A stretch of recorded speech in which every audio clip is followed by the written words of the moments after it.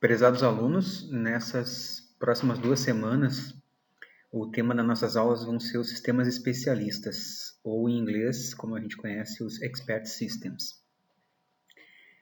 Nós vamos começar com uma videoaula introdutória, depois vamos fazer um exercício no Moodle, e depois vamos trabalhar com um software que eu vou deixar para download para vocês poderem baixarem no Moodle, chamado Expert Cinta.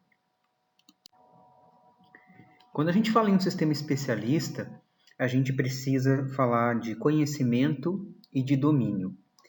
Eu vou fazer um sistema, que é um sistema informatizado, mas diferente de um sistema de informação tradicional, como uma folha de pagamento, um sistema de controle de fluxo de caixa, esses sistemas que são mais comerciais. Um sistema especialista, ele é bem específico dentro de um domínio de um especialista nesta área, que tem o conhecimento dessa área. Por exemplo, a área de saúde. Eu posso fazer um sistema especialista para diagnosticar um tipo de doença. Eu posso fazer um sistema especialista para indicar exercícios fisioterapêuticos. Eu posso fazer um sistema especialista para um professor de educação física indicar treinamentos físicos específicos para uma pessoa. Então, eu preciso sempre de um especialista ou de vários especialistas que tenham o conhecimento daquela área. Conhecimento teórico e também o conhecimento prático que a gente consegue através da experiência, que nós chamamos também de regras heurísticas. Então, um sistema especialista, uma definição bem simples, é um sistema que reproduz o conhecimento de um especialista ou de uma equipe adquirido ao longo de vários anos de trabalho. Se eu for fazer agora um sistema especialista, ou eu entendo bastante do domínio, ou eu preciso buscar um especialista ou vários especialistas que me ajudem a fazer um sistema. Por exemplo, vamos supor que nós quiséssemos implementar um sistema especialista de orientação vocacional. Eu teria que buscar pessoas que trabalham com orientação vocacional, que pudessem me ajudar a criar um tipo de teste que pudesse identificar a orientação vocacional de cada um e colocar esse conhecimento para dentro de um sistema informatizado. Eu, como profissional de informática, faria toda a parte de computação, mas o conhecimento não é meu. O conhecimento todo que eu vou colocar dentro do sistema é de um especialista dessa área. Nós, então, como profissionais da informática, quando trabalhamos com sistemas especialistas, que é uma das áreas de inteligência artificial, que está dentro de uma sub-área chamada Sistemas Baseados em Conhecimento, nós somos conhecidos como engenheiros do conhecimento.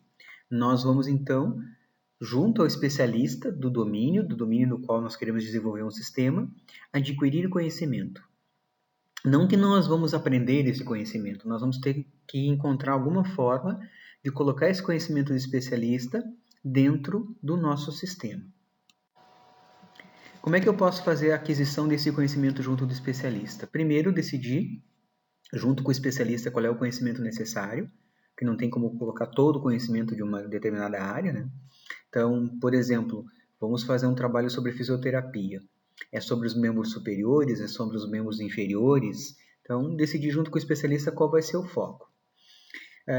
Como obter o conhecimento, né? Então, geralmente, com especialistas humanos, não usar só teoria, livros, porque isso não retrata a experiência, né? E tentar interpretar esse conhecimento, tentar entender como o especialista raciocina para elucidar, para entender o que ele está querendo dizer. E como eu represento esse conhecimento dentro do meu sistema? Eu vou desenvolver esse meu sistema especialista usando uma ferramenta como Expert Cinta. Eu vou armazenar em regras. Eu vou criar esse sistema especialista numa plataforma de programação em Java. Como eu coloco o conhecimento dentro do meu sistema? De que forma eu vou armazenar essas informações? Algumas técnicas para adquirir conhecimento junto aos especialistas. Entrevistar, então é uma das formas mais comuns, e algumas vezes tem que se fazer várias entrevistas, uma só não chega. Então eu converso com o especialista para entender sobre o domínio, mas ele é uma pessoa que conhece bastante daquela área e a gente não.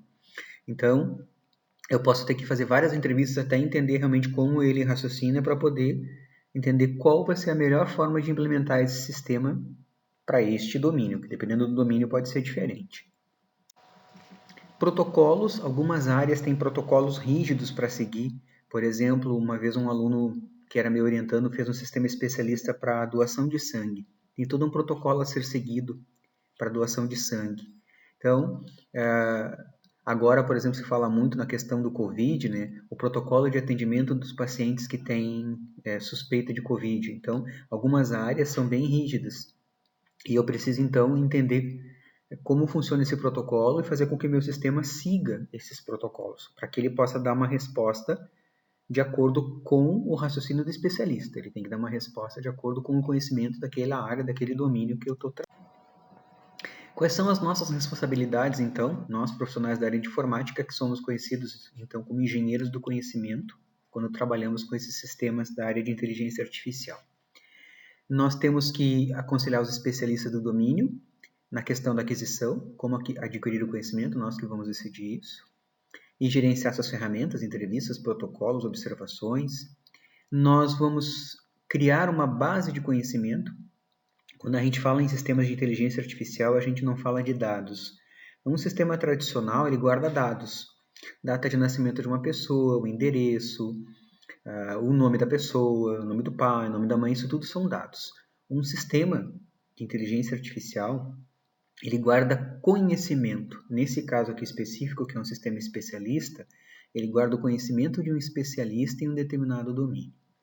Nós vamos definir como vai ser a interface do usuário, como é que o usuário vai interagir com o sistema, se vai ser uma interface mais visual, se vai ter perguntas.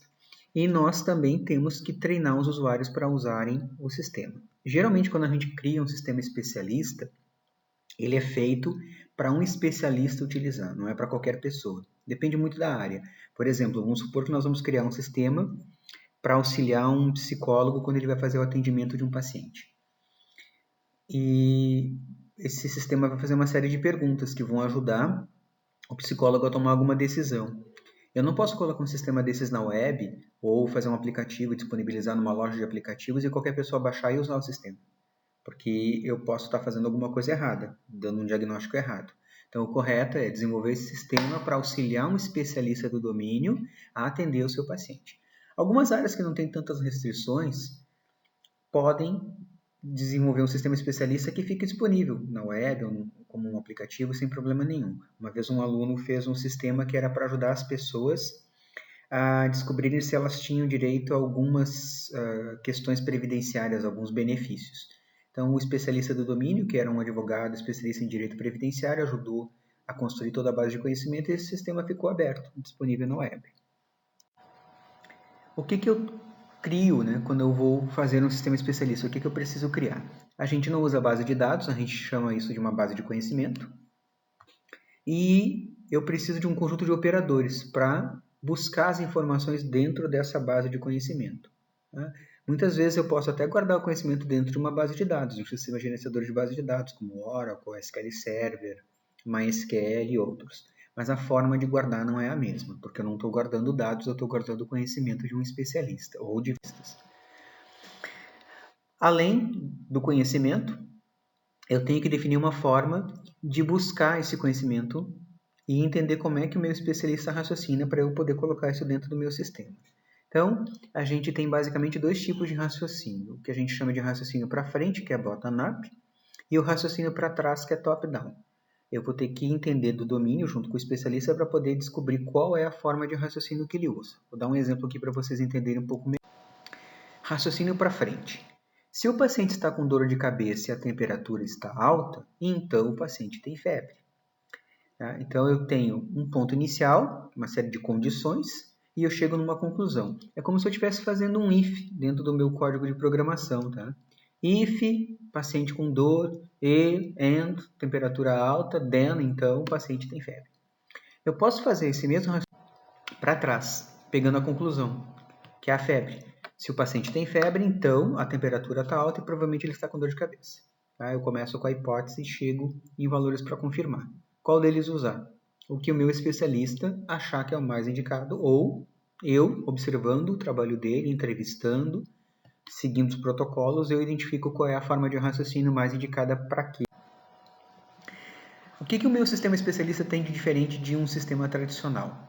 A possibilidade de explicar o raciocínio, por que chegou numa determinada resposta, e isso nós temos que implementar.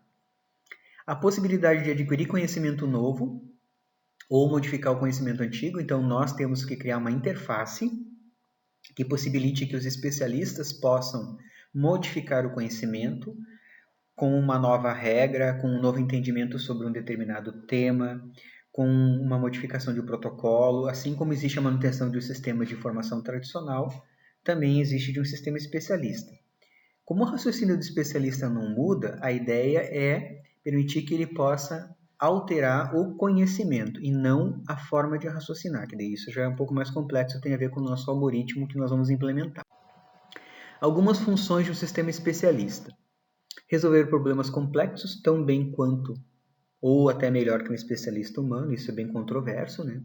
Raciocinar de forma heurística, porque a heurística quer dizer baseada em experiências práticas dos especialistas. Quanto mais experiência o especialista tiver, melhor vai ser o sistema. Interagir com usuários humanos, inclusive com linguagem natural. E isso é o que a gente vê muito hoje em dia dos assistentes virtuais, onde eu posso falar com a minha linguagem escrita e falada, a minha linguagem natural, e o sistema vai interpretar o que eu quero que ele execute. Manipular e raciocinar sobre descrições simbólicas. O conhecimento ele não são dados, então eu posso ter variáveis, hipóteses, conclusões, isso são as descrições simbólicas. Eu posso ter um sistema que tem alguma informação errada ou alguma regra incerta, porque nem todo conhecimento da área está inserido ali, mas ainda assim o sistema vai tentar chegar perto de uma resposta possível. Contemplar várias hipóteses simultaneamente. Por exemplo, eu posso fazer uma árvore de decisão e o meu sistema vai percorrendo essa árvore com várias hipóteses até tentar chegar numa conclusão ou mais de uma. O meu sistema pode explicar por que está fazendo uma determinada pergunta para um usuário, para que o usuário entenda ou compreenda um pouco melhor o que ele tem que responder. E eu tenho a questão da explanação, justificar a conclusão do sistema. Toda essa questão de explicação, explanação, eu preciso buscar junto ao especialista do domínio também, né? Por que essa pergunta é importante para saber se a pessoa pode ou não pode doar sangue, por exemplo? Eu não entendo disso. É o especialista que vai me dizer como isso funciona. Algumas categorias de sistemas especialistas. Interpretação, por exemplo, um sistema para apoiar investigações policiais. Eu vou interpretar tudo que existe numa determinada cena do crime e colher evidências e o sistema vai me ajudar a chegar numa resposta, né? Então eu preciso, por exemplo, se fosse um sistema de apoio a investigações policiais, de especialistas da área de investigação para me ajudar a desenvolver esse tipo de sistema. Sistema de diagnóstico, detectar falhas, por exemplo, detectar falha no equipamento de segurança, aí eu tenho a mistura de hardware e software, então algum tipo de sistema que vai diagnosticar uma falha numa caldeira, vai detectar uma falha, por exemplo, num alarme ou num sistema de segurança de uma empresa. Então, eu tenho um sistema que vai trabalhar com algum tipo de detector, com algum tipo de sensor para poder fazer essa análise e identificar se existe algum problema. Sistema de monitoramento. O monitoramento ele é um pouco mais detalhado do que somente diagnosticar, porque ele tem que ficar fazendo continuamente esse monitoramento, né? Então, ali tem um exemplo, um sistema que deve monitorar uma caldeira numa siderúrgica. A pressão, a temperatura, e tem que ficar fazendo isso de tempo em tempo, porque se acontecer algum problema de aumentar a pressão, aumentar a temperatura, a caldeira pode explodir. Então, também envolve hardware e software, né? Vai ter que ter algum tipo de sensor para fazer esse monitoramento. Sistema de predição. Predição ou predizer é a ideia de quase como se fosse adivinhar alguma coisa, né? Por exemplo, ali, um sistema para auxiliar na escolha de aplicações financeiras. Quais são as ações que eu devo vender, quais são as ações que eu devo comprar, em que fundo de investimento eu devo investir nesse momento. Então, é um sistema que vai tentar me dizer, a partir de análise de dados passados e o que está acontecendo nesse momento, uma previsão do futuro. No caso aqui, se for aplicação financeira, eu teria que ter especialistas da área de finanças me ajudando a desenvolver esse tema. Sistema de planejamento. Vocês vão estudar no curso algumas disciplinas na área de administração, vão ouvir falar de planejamento estratégico, como projetar, como planejar, como abrir uma empresa, desenvolver um negócio. Então eu posso ter um sistema especialista que ajuda os gestores de uma empresa a tomar decisões. Por exemplo, um sistema que apoia a área administrativa e me ajuda a controlar o planejamento estratégico de uma empresa. Aí o especialista, no caso, é um administrador. Sistemas de projeto. Então, ele é parecido com o planejamento, mas ele me ajuda a criar um projeto e justificar por que algumas decisões foram tomadas nesse projeto. Por exemplo, poderia ser um projeto arquitetônico. Eu estou desenvolvendo uma planta e o sistema especialista vai me ajudar a tomar algumas decisões de acordo com o plano diretor da cidade, de acordo com o tipo de terreno, de acordo com o bairro, me ajuda então a criar esse projeto. Sistemas de depuração, eles são sistemas que vão detectar que alguma coisa está com mau funcionamento. Tá? Pode envolver hardware também, né, com sensores. Aqui eu fiz um exemplo sobre programação. Em ambientes de programação, como Visual Studio.NET, como NetBeans e outros, à medida que nós vamos digitando o código-fonte do nosso programa, o próprio sistema vai marcando algumas coisas que podem estar erradas e vai dando mensagens de aviso. Por exemplo, eu crio uma variável e não uso a variável. Aparece um warning, uma mensagem de aviso dizendo que aquela variável foi declarada, mas não foi usada. Isso é um sistema especialista de depuração. Sistemas de reparo. O que acontece no reparo? É conserto. Então, eu tenho diagnóstico para verificar que alguma coisa está errada e o próprio sistema vai tentar corrigir isso. Pode ser com robótica, com robô. Eu posso ter um robô que tem software e hardware e ele tem um sistema que diagnostica o que está errado, alguma coisa que tem que ser consertada, e o próprio robô está preparado para fazer esse reparo, para fazer esse conserto. Isso é uma coisa bem mais complexa do que um sistema especialista que só trabalha com software. Sistemas na área de instrução, questão de aprendizagem, isso a gente conhece como sistemas tutores inteligentes. É um sistema que vai acompanhar um aluno, por exemplo, num ambiente virtual de aprendizagem, e vai tentar fazer com que o ambiente mostre para esse aluno informações diferenciadas à medida que ele vai aprendendo. Então, os exercícios vão ser diferenciados, dicas, materiais de estudo. Ao invés de abrir o Moodle, por exemplo, e todo mundo acessar o mesmo conteúdo, os mesmos slides, a mesma videoaula, o mesmo exercício, esse sistema ele vai ter um assistente virtual que vai acompanhando o aluno e vai fazendo com que esse aluno receba materiais e exercícios diferenciados, de acordo com o andamento dele na. Algumas considerações sobre um sistema especialista. Ele pode chegar ou não à solução de um problema, porque se ele não tiver o conhecimento necessário para dar uma resposta, ele pode não dar a resposta, porque esse conhecimento não faz parte da base. Ele pode chegar a uma solução distorcida, também por não ter o conhecimento suficiente para mostrar uma possível resposta. E ele processa conhecimento e não dados. Eu guardo conhecimento de um especialista ou de um grupo de especialistas sobre um determinado. O que eu tenho se eu for agora pensar na criação de um sistema especialista usando uma linguagem qualquer? Eu vou fazer em PHP, vou fazer em Java, vou usar um sistema como Expert Sinta. O que eu preciso ter? A base de conhecimento, onde vai estar o conhecimento do especialista. O chamado mecanismo de inferência, também pode ser chamado de máquina de inferência ou motor de inferência. Uma forma de adquirir conhecimento, colocar novos conhecimentos ou de alterar o conhecimento que já existe no sistema. Como explicar e explanar para o usuário, explicar por que está fazendo uma pergunta e explanar o porquê chegou numa determinada conclusão. E a interface com o usuário, como é que o usuário vai interagir com o sistema. Então aqui tem um desenho bem simples. Eu tenho a base de conhecimento, a máquina de inferência, que seria o algoritmo principal que vai fazer a interação da base de conhecimento com a outra parte do sistema, que são o subsistema de aquisição de conhecimento, a parte de explicação e a parte de interface com o usuário. Então, a máquina de inferência, algumas pessoas chamam de coração do sistema especialista, porque ela faz com que o meu sistema funcione. Mas a parte mais importante, apesar da máquina de inferência também ser importante, né? Sem ela o sistema não vai funcionar, é o conhecimento que está guardado na base de conhecimento, que eu posso armazenar numa base de dados. Só que eu tenho que saber como armazenar. Eu vou armazenar como regras, eu vou armazenar como frames. Como é que eu vou guardar esse conhecimento, independente se ele está guardado num arquivo de texto ou se ele está guardado numa base de dados.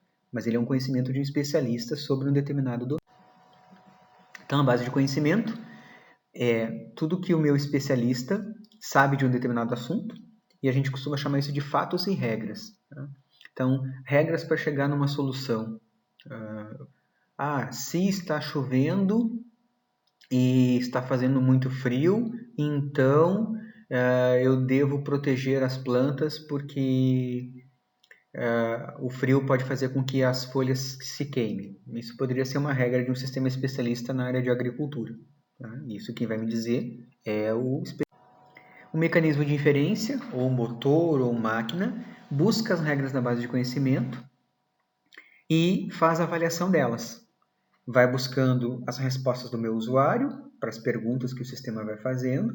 Geralmente, esses sistemas especialistas trabalham com perguntas para o meu usuário e vai buscando conhecimento e determinando qual é a próxima pergunta que tem que ser mostrada ou se já é possível mostrar alguma solução. Aqui umas referências, se vocês quiserem consultar na biblioteca. 2 livros que nós temos, existem vários outros, né? Com algumas noções gerais de inteligência artificial. E agora eu vou colocar uma atividade no Moodle sobre essa primeira videoaula. Depois eu vou fazer uma segunda videoaula sobre um sistema que nós vamos utilizar na prática chamado ExpertSync.